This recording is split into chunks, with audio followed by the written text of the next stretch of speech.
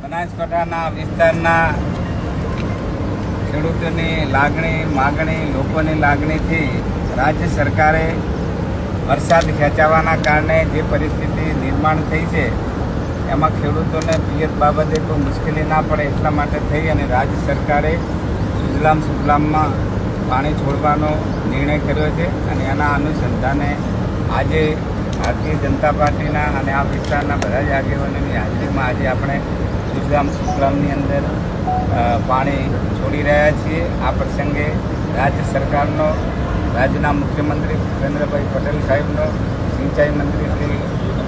કુંવરજીભાઈ બાવળિયા સાહેબનો અને રાજ્ય સરકારનો હું આભાર વ્યક્ત કરું છું। આ વિસ્તારના ખેડૂતો પ્રત્યે સરકારને ધન્યવાદ આપું છું, આભાર માનું છું